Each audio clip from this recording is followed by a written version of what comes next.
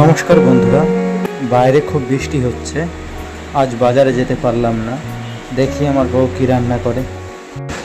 বাড়িতে চৈঝাল গাছ আছে, সেখান থেকে কিছু চৈঝাল আনতে বললো আমাকে। আজ একটু অন্য রকমের রান্না করবে, তাই বলছে আমাকে। দেখি কি করে। ছোট ছোট করে কেটে নেব।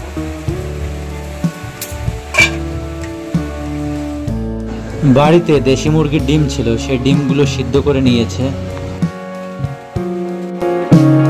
বন্ধুরা, দেশি মুরগির ডিম একটু ছোট হয়ে থাকে, তাই আমরা দুটো করে খাবো, না হলে পোষাবে না।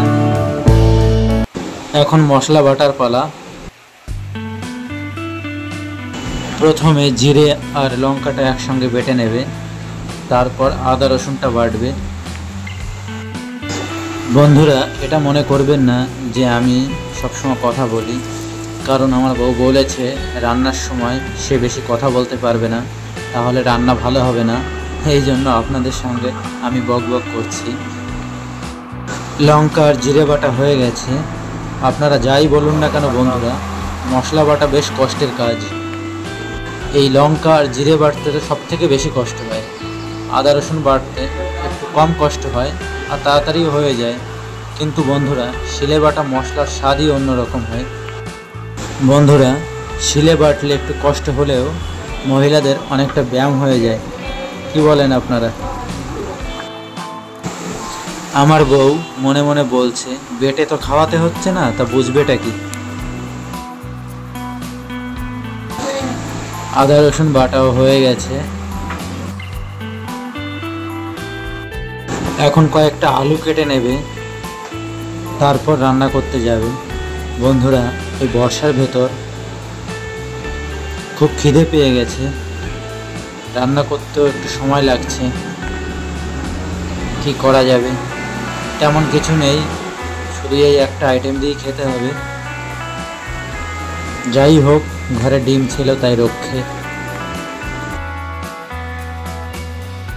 এখন ডিমে হালকা একটু হলুদ আর লবণ মাখিয়ে ভাজবে।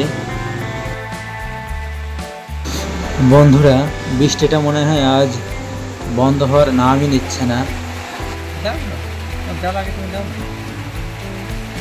বন্ধুরা, আমার বউ একটু হিসাব করে তেল দিচ্ছে।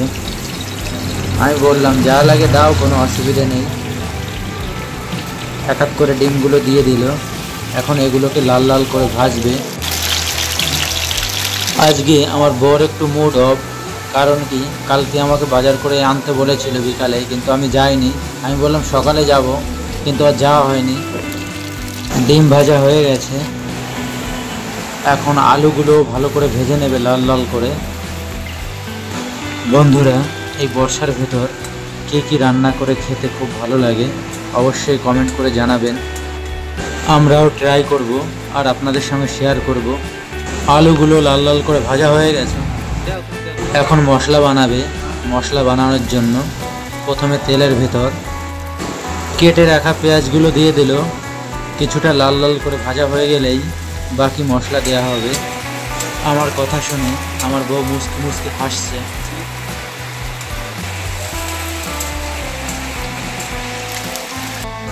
পেঁয়াজ হালকা ভাজা হয়ে গেছে। এখন বাকি মশলাগুলো দিয়ে ভালো করে কষবে।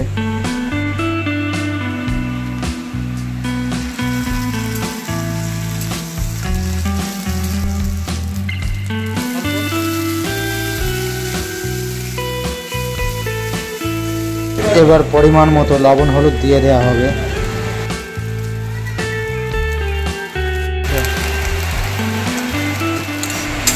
মশলা মোটামুটি কষানো হয়ে গেছে। এখন ভেজে রাখা আলু আর ডিম দিয়ে ভালো করে কষাতে হবে আরও কিছুক্ষণ।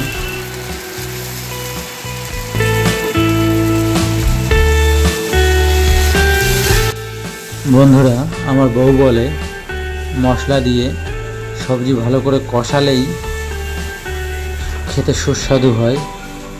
যত ভালো কষানো হয় তত খেতে সুস্বাদু হয়।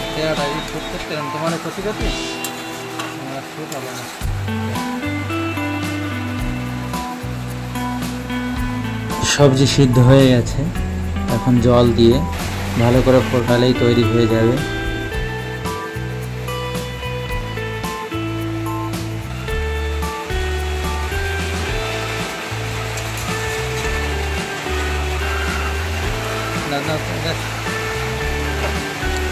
রান্না হয়ে গেছে বন্ধুরা। সবজি গোছাতে গোছাতেই ভাতটা আগে রান্না হয়ে গেছে, আর এদিকে তরকারিটা হয়ে গেল। এই দিয়ে তাড়াতাড়ি খেতে বসবো, খুব খিদে পেয়ে গেছে। বন্ধুরা, আমরা মাটিতে বসেই ভাত খাই, মাটিতে বসে খেতে আমাদের ভালো লাগে। আজ আমাদের বেশি কিছু নেই, শুধু এই দিয়েই খেতে হবে। বন্ধুরা, আজকের রান্নাটা কেমন হয়েছে কমেন্ট করে অবশ্যই জানাবেন আমাদের।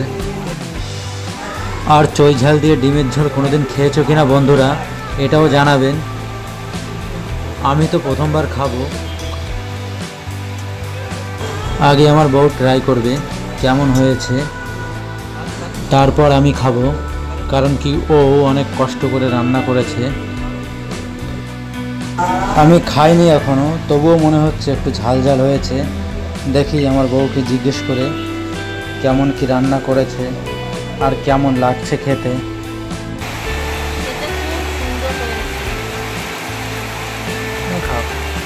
এরকমভাবে রান্না করে দেখবা।